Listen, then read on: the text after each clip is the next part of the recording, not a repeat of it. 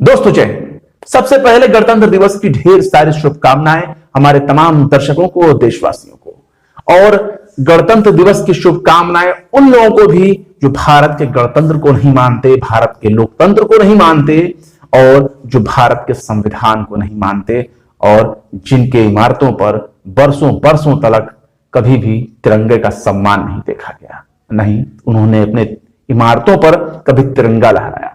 बात करते हैं अपने टॉपिक की तरफ।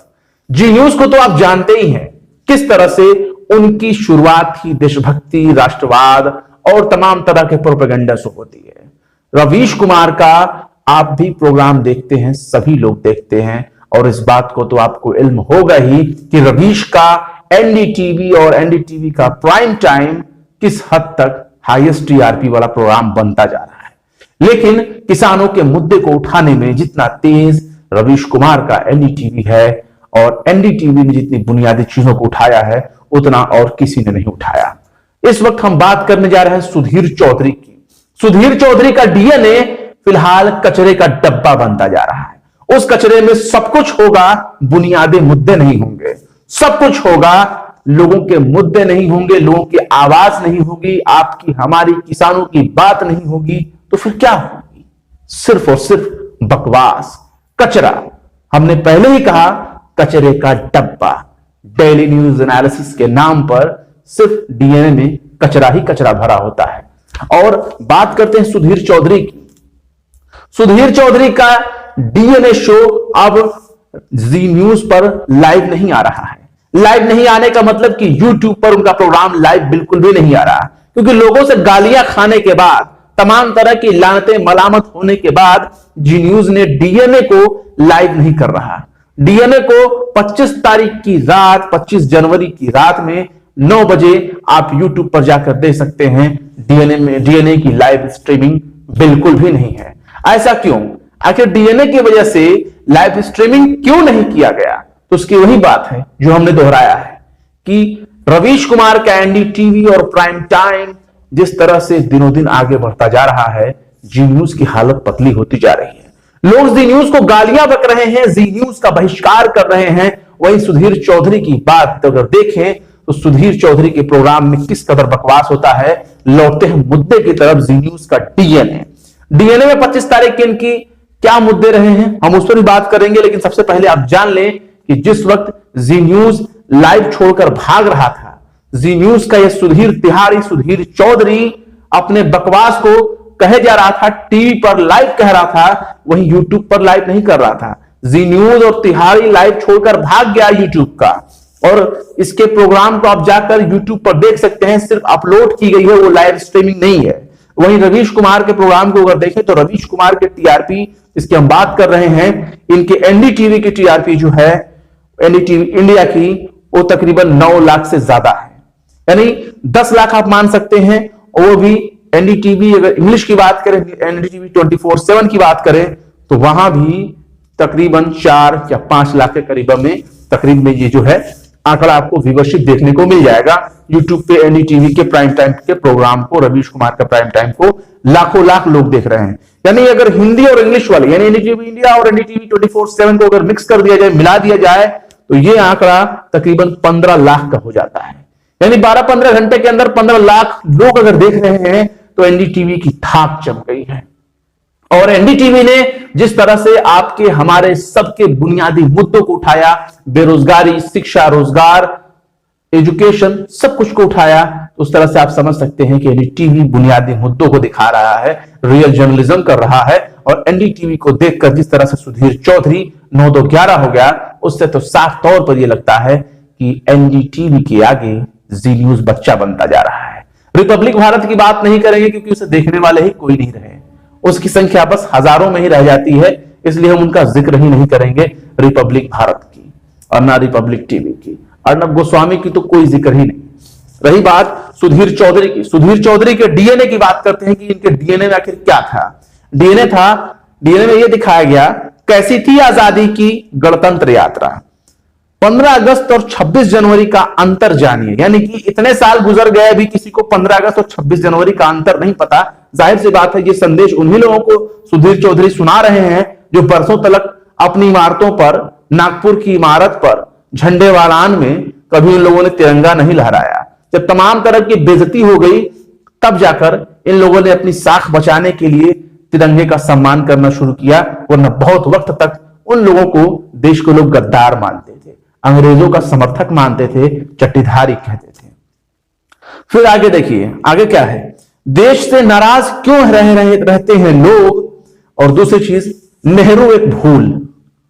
What is this? नेहरू एक भूल, ये क्या है? लेकिन सुधीर चौधरी ने इसे भी खबर बनाया और बताया कि किस तरह से महात्मा गांधी कांग्रेस को लेकर नाराज थे। वो चाहते थे कि कांग्रेस का खत्म कर दिया जाए, कांग्रेस को खत्म कर दिया जाए, क्योंकि आजादी की जो डिमांड थी, आजादी का जो हमारा उद्देश्य था भारत का, वो पूरा हो चुका था, आजादी मिल चुकी थी देश को, तो कांग्रेस को वो खत्म करना चाहते थे। ऐसा प्रस्ताव बताया है बाकायदा सुधीर चौधरी ने। एक किताब भी लेकर वो पढ़ रहा है, यानी कि भाई ये लोग किताब भी पढ़ते हैं, सोचो। तो इन्होंने बाकायदा अपना ज्ञान बांट रहे थे, प्रवचन सुना रहे थे सुधीर चौधरी कि देखो मैंने इस किताब में क्या पढ़ा है, बाकायदा निशान लगाते जा रहे थे, आजादी से लेकर गणतंत्र दिवस तक की अब तक की यात्रा को बता रहे थे, समझा रहे थे। यानी कितना मजाक बना दिया एक प्रोग्राम को। और इस प्रोग्राम में सिवाय एक विशेष पार्टी की तारीफ और किसी की बुराई के अलावा कुछ था नहीं। और ये बार बार कह रहा था कि आजादी का मतलब सिर्फ कांग्रेस। तो भाई कांग्रेस के अलावा अगर कोई पार्टी थी उस वक्त तो उसका भी नाम बता दो। सुधीर चौधरी उस पार्टी की तारीफ में नतमस्तक में झुके हुए हैं, एकदम झुके रहते हैं उस पार्टी के लिए। इस पार्टी का शुभारंभ, इस पार्टी की स्थापना ही बहुत सालों के बाद हुई, आजादी के कई साल बाद हुई, उसकी कोई भूमिका नहीं है आजादी में। और जिस संगठन के लिए मर मिटने को तैयार होते हैं जी न्यूज के चाहने वाले, उस संगठन की तो आजादी में कोई भी भूमिका नहीं रही है। अलबत्ता उन्होंने सिर्फ नफरत बोने का काम किया है, बंटवारे का बीज बोने का काम किया है, और चारों तरफ अभी भी सांप्रदायिकता फैलाने में वो संगठन सबसे आगे है। मैं उसका नाम ही नहीं लेना चाहता कि मेरा जबान गंदा हो जाएगा उसका नाम लेकर, लेकिन आगे बात करते हैं। और इन्होंने जो प्राइम टाइम में रवीश कुमार ने दिखाया, रवीश कुमार अपने प्राइम टाइम में क्या दिखा रहे थे? रवीश कुमार पूरी तरह से किसानों के आंदोलन को फोकस कर रहे थे। जो 2 महीने से जो किसान दिल्ली की अलग अलग सीमाओं पर डटे हुए हैं, 26 जनवरी की परेड निकालने की तैयारी कर रहे थे, तो उन्हीं के ऊपर ये पूरा प्रोग्राम बेस्ड था कि किस तरह से रवीश जो है किसानों के मुद्दे को उठाते हैं। और एक बात मुझे बताइए, सबसे बड़ी बात है, अगर हम किसानों को गाली देते हैं तो गाली तो हम उनके औलादों को भी दे रहे हैं जो देश की सीमा पर खड़े हैं, जो अपने जान को निछावर कर दे रहे हैं। किसानों की औलाद वही देश के सैनिक हैं जो देश की सीमाओं पर है। कोई नेता का आपको बेटा नहीं मिलेगा जो देश की सीमाओं की रक्षा कर रहा हो। एक सैनिक अपने किसान परिवार से ही जुड़ा होता है और उनके परिवार वालों को आतंकवादी, खालिस्तानी, माओवादी और ना जाने तमाम तरह के शब्दों का, अल्फाजों का इस्तेमाल जो है गोदी मीडिया और गोदी मीडिया का चलन करते हैं। नफरत का तो अंदाजा ही नहीं लगता कि आखिर इनके दिलों में देश के लिए नफरत है या किसानों के लिए नफरत है या लोकतंत्र के लिए नफरत है। और रही बात सुधीर चौधरी की, तो सुधीर चौधरी ने अपने डीएनए में पता है क्या दिखाया? सुधीर चौधरी ने बताने की कोशिश की, साबित करने की कोशिश की कि भारत का जो लोकतंत्र है और भारत का जो संविधान है ये विदेशों की फोटोकॉपी है, और विदेशों के संविधान की कॉपी है भारतीय संविधान। यानी कि देश के संविधान का भी इसने मजाक उड़ाया, देश के संविधान का भी इसने अपमान किया। इसीलिए यूट्यूब पर लाइव करने से इनका चैनल भाग खड़ा हुआ, क्योंकि जानते थे कि यूट्यूब पर अगर इस तरह की चीजें अगर पेश करनी शुरू की तो लोगों की गालियों की बौछार शुरू हो जाएगी। गालियों का मतलब कि विरोध, और विरोध से ये लोग भागते हैं कोसों दूर, क्योंकि सच्चाई से सामना करने की इनमें हिम्मत नहीं होती। तो वरना आप सोचिए, अगर हम भारत के लोकतंत्र को विदेशों को कॉपी कर रहे हैं तो आप ये बताइए ना, क्या भारत सबसे बड़ा लोकतंत्र है? जी हां, संख्या के आधार पर तो भारत सबसे बड़ा लोकतंत्र है, पुराना नहीं है। क्योंकि जिस वक्त अमेरिका को आजादी मिल गई थी और बड़े बड़े देशों को आजादी मिल गई थी, रूस को आजादी मिल गई थी, भारत को आजादी नहीं मिली थी। भारत को आजादी 1947 में मिली। तो जाहिर सी बात है, अगर विदेशों से बेहतर अगर लोकतंत्र या विदेशों से बेहतर अगर संविधान अगर किसी के पास हो, लोकतंत्र का संविधान अगर किसी के पास हो, तो भारत में पेश कर दे, लागू करके दिखा दे। कौन से संविधान की बात करते हैं? भारत में वही संविधान सबसे बेहतर है जो अभी है।